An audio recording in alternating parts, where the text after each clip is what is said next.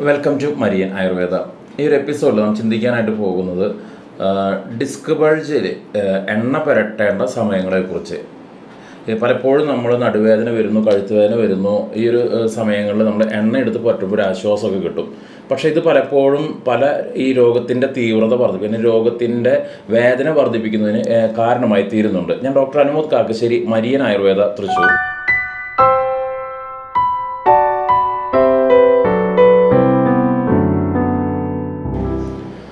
നമ്മുടെ ഈ ഒരു എപ്പിസോഡിൽ ഞാൻ നമ്മുടെ ഹോസ്പിറ്റലിൽ വന്ന് രോഗം മാറിയിട്ടുള്ള ഒരു വ്യക്തിയുടെ അനുഭവം കൂടി നമ്മൾ വീഡിയോയിൽ നമ്മൾ ഷെയർ ചെയ്യുന്നുണ്ട്. ആ ഒരു വ്യക്തിയുടെ ഒരു അനുഭവത്തിൽ ഒരു 10-18 വർഷമായിട്ടൊരു കിടപ്പിലായി പോയൊരു രോഗിയാണ്. അതായത് ഡിസ്ക് ബൾജിന് ട്രീറ്റ്മെൻറ്റിന് പോകുന്നു, അതിനുശേഷം പല ആശുപത്രികളിൽ ആയുർവേദവും അല്ലെങ്കിൽ പല മോഡേൺ മെഡിസിനൊക്കെ പോകുന്നു. അതിൻ്റെ ഭാഗമായി പല ചികിത്സയുടെ ഭാഗത്ത് ശരീരം മുഴുവൻ നീര് വെച്ചൊരവസ്ഥയിലാണ് നമ്മുടെ അടുത്തേക്കൊക്കെ ചികിത്സയ്ക്ക് വരുന്നുണ്ടായിരുന്നത്. അപ്പോൾ ഏത് സമയത്താണ് ഡിസ്ക് ബൾജിൽ എണ്ണ പുരട്ടേണ്ടത്, എണ്ണ പുരട്ടാൻ പാടില്ലാത്ത കണ്ടീഷൻസ് എന്തൊക്കെയാണെന്നാണ് ഞാൻ ഈ ഒരു വീഡിയോയിൽ എക്സ്പ്ലെയിൻ ചെയ്യാനായിട്ട് ഉദ്ദേശിക്കുന്നത്. പലപ്പോഴും ഈ ഡിസ്ക് ബൾജ് വരുമ്പോൾ ശരീരത്തിൻ്റെ ഒരു സംവിധാനമാണ് ശരീരത്തിൽ നീര് വെപ്പിക്കുക എന്നുള്ളത്. അതിൻ്റെ ഭാഗമായിട്ടുണ്ടാകുന്നൊരു വേദന, അതുമൂലം ശരീരം എന്തിനാണ് അങ്ങനെ ചെയ്യുന്നത്, അതിൻ്റെ കാരണം എന്താണെന്ന് വെച്ച് കഴിഞ്ഞാൽ, അത്തരത്തിൽ നീര് വെച്ച് കഴിഞ്ഞാൽ നമ്മുടെ ശരീരത്തിൻ്റെ പല മൂവ്മെൻറ്റ്സ് റെസ്ട്രിക്ഷൻ നടത്താനും അതിൻ്റെ ഭാഗമായിട്ട് ഡിസ്ക് ബൾജിൻ്റെ ആഘാതം ശരീരത്തിൽ കുറയ്ക്കുന്നതിൻ്റെ ഭാഗമായിട്ട് ശരീരം മുഴുവൻ ഒരു നീരുണ്ടാകും. അപ്പോൾ ഏത് ഡിസ്ക് ബൾജ് രോഗികൾ വരുമ്പോഴും നമ്മൾ ആദ്യം കാണുന്നത് ശരീരത്തിലൊരു നീർക്കെട്ടുണ്ടാവും എന്നുള്ളതാണ്.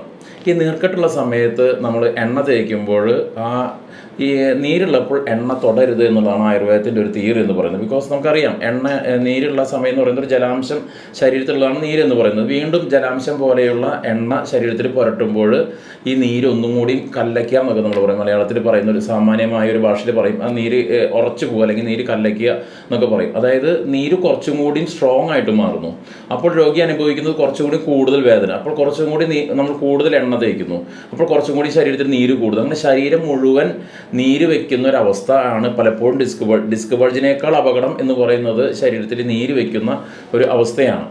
അപ്പോൾ എപ്പോഴും നമ്മുടെ ഹോസ്പിറ്റലിൽ വരുമ്പോൾ ഡിസ്ക് ബൾജ് MRI ഉണ്ടെങ്കിലും നമ്മൾ ആദ്യം ചെയ്യുക, ചില വ്യക്തികൾക്ക് അധികം നീരുണ്ടാവില്ല, ഡിസ്ക് ബൾജ് മാത്രം ഉള്ളെങ്കിൽ നമുക്ക് ഒരു ദിവസം കൊണ്ട് തന്നെ നമുക്ക് എണ്ണയുടെ ട്രീറ്റ്മെൻറ്റിലേക്ക് കിടക്കാനായിട്ട് സാധിക്കും. അതേസമയം ചില വ്യക്തികൾ വരുമ്പോൾ 3 ദിവസമൊക്കെ നമ്മൾ ചിലപ്പോൾ എണ്ണ ഇല്ലാതെയുള്ള നീര് പറ്റുന്ന ട്രീറ്റ്മെൻറ്റുകൾ മാത്രം ചെയ്തതിന് ശേഷം മാത്രമാണ് ഡിസ്ക് ബൾജിൻ്റെ മെയിൻ ട്രീറ്റ്മെൻറ്റിലേക്ക് കടക്കാനായിട്ട് സാധിക്കുക. ചിലപ്പോൾ അത് ചിലർക്ക് ഇപ്പോൾ നമ്മൾ ഈ വീഡിയോയിൽ നമ്മൾ ഷെയർ ചെയ്യാൻ പോകുന്ന ഒരു വ്യക്തിയുടെ ഒരു അനുഭവത്തിൽ നമ്മൾ 14 ദിവസത്തോളം നമ്മൾ എണ്ണ തൊട്ടിട്ടേയില്ല. എല്ലാ ദിവസവും നമ്മൾ 14 ദിവസം നമ്മൾ ചെയ്തത് നീര് പറ്റുന്ന ചികിത്സകൾ മാത്രമാണ്. ഓരോ ദിവസവും നീര് പറ്റിച്ചു കൊണ്ടിരിക്കുമ്പോൾ തോറും അവരുടെ ശരീരത്തിൻ്റെ വേദനകൾ കുറയുകയും അവർക്ക് നടക്കാനും ഇരിക്കാനും തിരിയാനുമുള്ള ഒരു സുഖം ലഭിക്കുകയുണ്ടായി. അപ്പോൾ നമുക്ക് ഈ ഒരു വീഡിയോയിലേക്ക് നമുക്ക് കടക്കാം.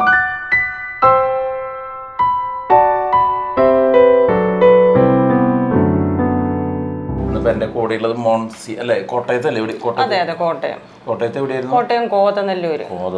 ഓക്കെ. കോട്ടയം എറണാകുളം റൂട്ട്. ആദ്യമായിട്ട് നമ്മുടെ മരീന ആയുർവേദത്തിൽ വന്നത് നമ്മുടെ മനോരമയുടെ ഒരു വെബിനാർ അറ്റൻഡ് ചെയ്തതിന് ശേഷം അല്ലേ?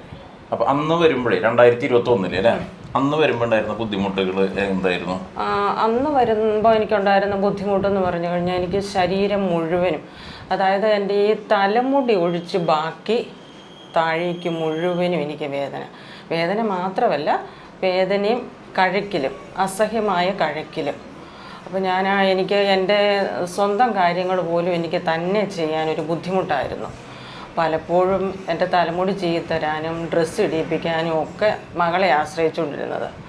പിന്നെ ഞാനൊന്ന് കിടന്നു കഴിഞ്ഞാൽ എനിക്ക് എഴുന്നേൽക്കാൻ ഭയങ്കര വേദന, ശരീരം മുഴുവനും വേദനയും കഴക്കിലും. എങ്ങനെ എഴുന്നേക്കും എന്നോർത്തുകൊണ്ടിരുന്നിട്ട് പിന്നെ വളരെ ബുദ്ധിമുട്ടി അങ്ങോട്ട് എഴുന്നേക്കും. അത് കഴിഞ്ഞ് കഴിഞ്ഞാൽ ഒരു മണിക്കൂറോ അല്ലെ അരമണിക്കൂർ മിനിമം എങ്കിലും എനിക്ക് എവിടെയെങ്കിലും ഒന്നിരിക്കണം. പിന്നെ അവിടുന്ന് പതുക്കെ എഴുന്നേറ്റ് ഒന്ന് പിടിച്ച് ഒരു 10 കാച്ചോടൊക്കെ ഒന്ന് നടന്നു കഴിയുമ്പോൾ ഒരു അല്പം ഉണർവ് പോലെ തോന്നാം. നേരെ എന്തെങ്കിലുമൊക്കെ ഒന്നും എടുത്ത് തിരിച്ച് പറിച്ചൊക്കെ വെച്ച് അങ്ങനെ അത് പിന്നെ ഒത്തിരി നാളായി കഴിഞ്ഞപ്പോൾ എവിടെയെങ്കിലും പോയി ഒന്ന് ട്രീറ്റ്മെൻറ്റ് എടുക്കണം. അപ്പോൾ ഇതിനോടകം ഞാൻ എനിക്ക് തോന്നുന്നത് ഒരു 10-35 ഡോക്ടർമാരെങ്കിലും കണ്ടിട്ടുണ്ടെന്നാണ് എനിക്ക് തോന്നുന്നത്. അപ്പോൾ അത് ആയുർവേദമുണ്ട്, അലോപ്പതിയുണ്ട്. അലോപ്പതി തന്നെ ഫിസിഷ്യനെ കണ്ടു, ഓർത്തോ കണ്ടു, ന്യൂറോ കണ്ടു, പിന്നെ ആയുർവേദത്തിലെ തന്നെ പല ഡോക്ടർമാരും, പ്രശസ്തരായ പല ഡോക്ടർമാരെയും കണ്ടു. പക്ഷേ അതൊന്നും എനിക്ക് വേണ്ടത്ര അങ്ങോട്ട് പ്രയോജനപ്പെട്ടില്ല. എന്നാൽ എനിക്ക് തോന്നുന്നത് ഇതിപ്പം ഒരു 10-20 വർഷത്തോളമായി. അപ്പോൾ അത് നന്നായിട്ട് അങ്ങ് പഴകി ശരീരം നന്നായിട്ട് നീര് വെച്ച് ആ കല്ലച്ച് കിടക്കുന്നത് കൊണ്ടാകാം പെട്ടെന്ന് എനിക്കതൊരു ഫലം ചെയ്യാമെന്ന് എനിക്ക് തോന്നുന്നു. പിന്നെ അങ്ങനെ ഇരിക്കുമ്പോഴത്തേനാണ് ഞാനിങ്ങനെ എൻ്റെ ആങ്ങളെയാണ് പറഞ്ഞത്, ഇപ്പം ഇങ്ങനെ ഒരു വെബിനാർ അവൻ കൂടി. അപ്പോൾ അവൻ കൂടിയപ്പം പറഞ്ഞു, സാറിനെ ഒന്ന് വിളിക്ക്, അപ്പോൾ ഒന്ന് സംസാരിച്ച് നോക്ക്. അപ്പോൾ എനിക്ക് മടിയായിരുന്നു, ഞാൻ ഇനി ചികിത്സയ്ക്കൊന്നും പോകുന്നില്ല എന്ന് പറഞ്ഞ് ഞാനിങ്ങനെ ഇരിക്കുകയായിരുന്നു. അപ്പോൾ ആങ്ങളെ പറഞ്ഞു, എന്തായാലും ചേച്ചി ഒന്ന് വിളിച്ച് നോക്കുക, സംസാരിച്ച് നോക്കുന്നതുകൊണ്ട് കുഴപ്പമില്ലല്ലോ. അപ്പം നമുക്ക് നമ്മുടെ അസുഖമായിട്ട് എങ്ങനെയാണ് ഇതിൻ്റെ ട്രീറ്റ്മെൻറ്റ് എങ്ങനെ വരുന്നു, നമുക്ക് ചികിത്സിക്കാൻ പറ്റുന്ന ഇടമാണോ, മുമ്പോട് ചികിത്സിച്ചതൊക്കെ വെച്ച് നോക്കുമ്പോഴത്തേന് ഇത് എന്തെങ്കിലും പ്രത്യേകതയോ വ്യത്യസ്തമായിട്ട് എന്തെങ്കിലും ട്രീറ്റ്മെൻറ്റോ കാര്യങ്ങളോ ഉണ്ടോ എന്നൊക്കെ ഒന്ന് അറിയാം. അപ്പോൾ അങ്ങനെയാണ് ഞാൻ സാറിനെ വിളിക്കുന്നത്. അപ്പോൾ സാറ് പറഞ്ഞു MRI ഒക്കെ ഉണ്ടെങ്കിൽ ഇവിടം വരെ ഒന്ന് വന്ന് കാണണം. അപ്പോൾ അങ്ങനെ ഞങ്ങൾ പിന്നെ ഉടനെ തന്നെ ഇങ്ങോട്ട് വന്ന് സാറിനെ കണ്ട് സംസാരിച്ചു. അപ്പം സാറ് പറഞ്ഞു, അപ്പോൾ നമുക്ക് ഡിസ്കിൻ്റെത് എന്തായാലും എത്ര വർഷം പഴകിയതാണെങ്കിലും നമുക്കത് ട്രീറ്റ്മെൻറ്റിലൂടെ ശരിയാക്കാൻ പറ്റും. അപ്പോൾ ആ ഒരു ഉറപ്പ് കിട്ടിയപ്പോൾ തന്നെ എനിക്കൊരു പ്രതീക്ഷയായി. അപ്പോൾ മനസ്സിന് തന്നെ ഒരു സന്തോഷം തോന്നി. അപ്പോൾ പിന്നെ ഉടനെ ട്രീറ്റ്മെൻറ്റിന് നമ്മൾ തയ്യാറായി. അടുത്ത ആഴ്ച തന്നെ നമ്മൾ അഡ്മിറ്റായി. പിന്നെ നമ്മൾ ആദ്യം വന്നു കഴിഞ്ഞപ്പോൾ സ്റ്റെപ്പ് കയറാൻ പോലും പറ്റുന്നുണ്ടായിരുന്നില്ല. ഇല്ല, വന്നു കഴിഞ്ഞപ്പോഴത്തേക്ക് എനിക്ക് സ്റ്റെപ്പ് കയറാൻ പറ്റുന്നില്ല. അപ്പോൾ മുകളിലാണ് റൂമെന്ന് പറഞ്ഞപ്പോഴത്തേന് എനിക്കൊരു ബുദ്ധിമുട്ടാണ്. ഞങ്ങൾക്കൊരു ബുദ്ധിമുട്ട് വന്നു. കാരണം എങ്ങനെ ചെയ്യും സ്റ്റെപ്പ് ഇങ്ങനെ കയറാൻ. അപ്പോൾ പരിശ്രമിക്കാമെന്ന് നോക്കി മോനെ ആദ്യം സ്റ്റെപ്പേ കയറിയിട്ട് എൻ്റെ 2 കയ്യിലും കൂടി ഇങ്ങോട്ട് പിടിച്ചു. അപ്പോൾ കാലങ്ങോട്ട് പൊങ്ങുന്നില്ല നമുക്ക്.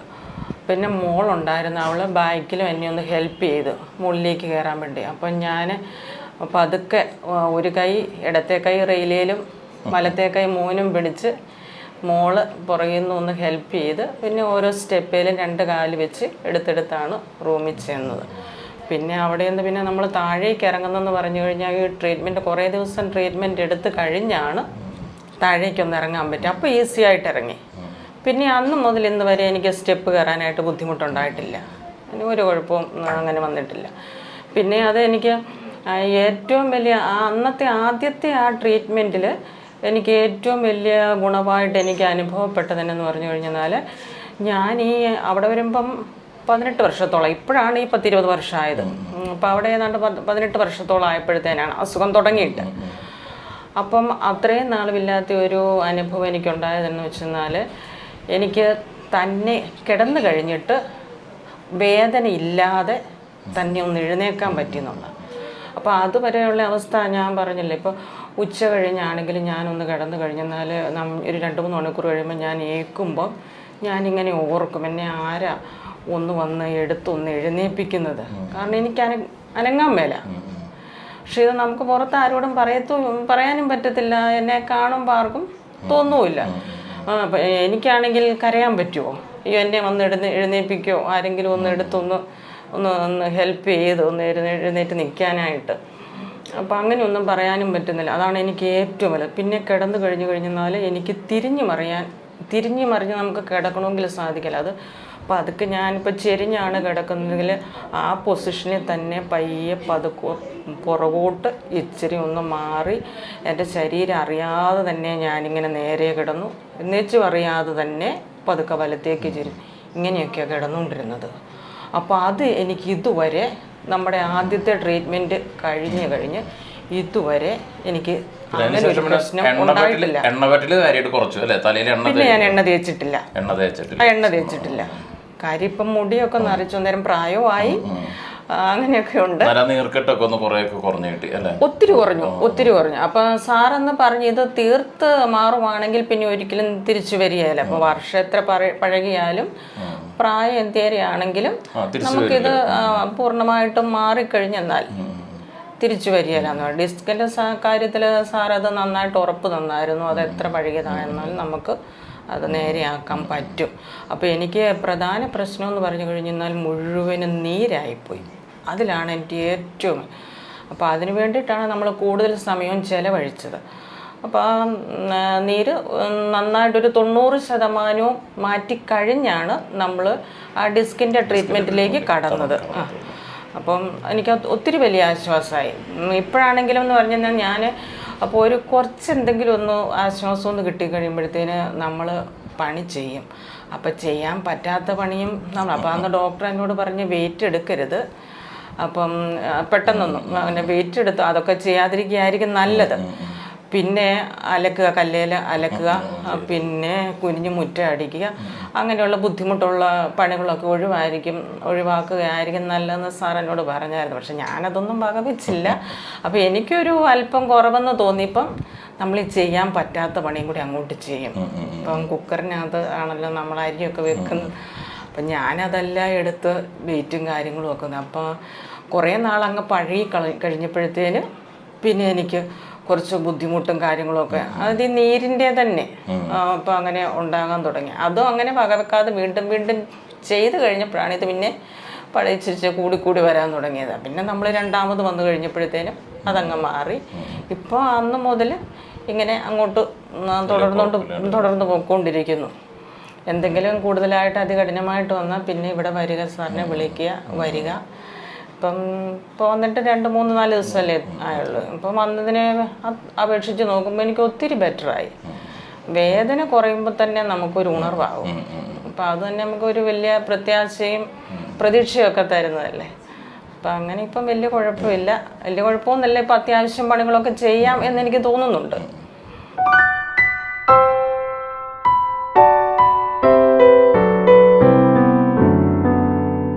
അപ്പം ഈ ഒരു വ്യക്തി നമ്മൾ 2-3 വർഷമായിട്ട്, ആദ്യത്തെ ഒരു വർഷം നമ്മൾ വന്നു കഴിഞ്ഞപ്പോൾ ഡിസ്ക് ബൾജിൻ്റെ ട്രീറ്റ്മെൻറ്റ് ചെയ്യാതെ തന്നെ അവർക്ക് ഒരുപാട് വ്യത്യാസങ്ങൾ വന്നു.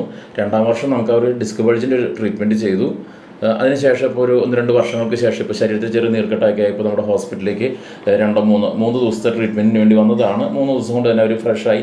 നമ്മളിപ്പോൾ ഈ കാണുന്ന വ്യക്തികൾ ഭയങ്കരമായ നീര് വെച്ച് ശരീരം വീർത്തൊരവസ്ഥയിലായിരുന്നു ആദ്യം 2-3 വർഷം മുമ്പ് ഈ രോഗിയൊക്കെ കാണുമ്പോഴുണ്ടായിരുന്നത്. ആ അവസ്ഥയിൽ നിന്നൊക്കെ മാറിക്കൊന്ന് മെലിഞ്ഞ് ശരീരം നീരൊന്നും ഇല്ലാത്ത രീതിയിൽ. അപ്പോൾ നമ്മൾ പറഞ്ഞൊരു കർശനമായ നിർദ്ദേശമാണ്, ഇവിടുന്ന് പോയാൽ തലയിൽ വീണ്ടും എണ്ണ വയ്ക്കരുത്, അല്ലെങ്കിൽ ശരീരത്തിൽ എണ്ണ പുരട്ടരുത്. ബിക്കോസ് അതിൻ്റെ ആവശ്യമില്ല. നമ്മുടെ ശരീരത്തിൽ അങ്ങനെ പുറമേ പുരട്ടുന്ന എണ്ണ കൊണ്ടൊന്നും ഡിസ്കിലേക്ക് ഒന്നും എത്താനായിട്ട് സാധിക്കില്ല. ഒരു പ്രത്യേക രീതിയിൽ ആ ചികിത്സ ഒരു ശൈലിയിൽ ചെയ്യുമ്പോൾ മാത്രമാണ് ഡിസ്കിലേക്ക് നമുക്ക് ഒരു നീർക്കെട്ട് അല്ലെങ്കിൽ ഡീഹൈഡ്രേഷൻ നമുക്ക് മാറ്റാനായിട്ടൊക്കെ സാധിക്കും. അപ്പോൾ ഈ വ്യക്തിയോട് പറഞ്ഞത് നീര് വയ്ക്കുന്നതാണ് ഇവരുടെ ഏറ്റവും വലിയ അപകടം ഉണ്ടായിരുന്നത്, ഡിസ്ക് ബൾജിനേക്കാൾ അപകടം ഉണ്ടായിരുന്നത്. അപ്പോൾ അതുകൊണ്ട് തലയിൽ എണ്ണ വെച്ച് 2-3 വർഷമായിട്ട് തലയിൽ എണ്ണ വെച്ചിട്ടില്ല, അല്ലെങ്കിൽ ശരീരത്തിൽ എണ്ണ പുരട്ടിയിട്ടില്ല. നമ്മൾ ആ ഒരു പ്രത്യേക ശൈലിയിലാണ് നമ്മൾ മരുന്ന് ഉള്ളിലേക്ക് നീര് വരാത്ത രീതിയിലാണ് നമ്മൾ മെയിൻറ്റെയിൻ ചെയ്തിരിക്കുന്നത്.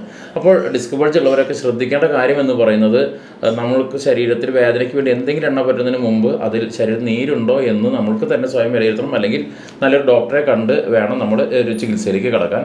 വീണ്ടും മറ്റൊരു എപ്പിസോഡുമായിട്ട് നമുക്ക് വീണ്ടും കാണാം. Thank you.